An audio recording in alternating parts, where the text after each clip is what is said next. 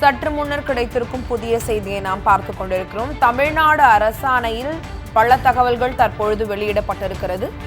முழு விவரங்களையும் பதிவு செய்வதற்காக செய்தியாளர் ஜெகதீஷ் தொலைபேசியில் இணைகிறார். ஜெகதீஷ், வணக்கம்.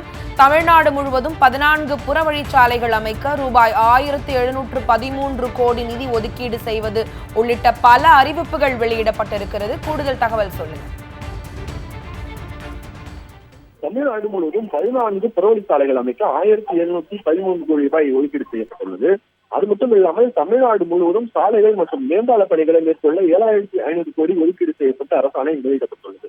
3268 கிலோமீட்டர் நீளத்துக்கு பல்வேறு பணிகளை மேற்கொள்ள நிதி ஒதுக்கீடு செய்யப்பட்டும் அந்த அரசாணை குறிப்பிடப்பட்டிருக்கிறது. தமிழ்நாடு அரசின் நிதிநிலை அறிக்கையில் பல்வேறு திட்டங்கள் அறிவிக்கப்படும். இது குறிப்பாக சாலை மேம்பாட்டிற்கு சாலைகள் அமைப்பதற்கு என்று பல்வேறு அறிவிப்புகள் அந்த நிதிநிலை அறிக்கையில குறிப்பிடப்பட்டிருந்தது.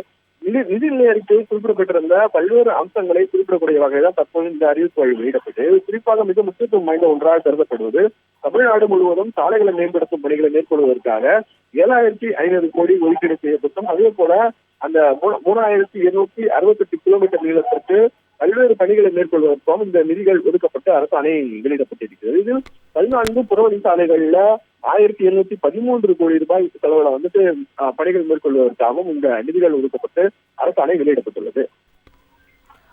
தகவல்களுக்கு நன்றி ஜெகதீஷ்.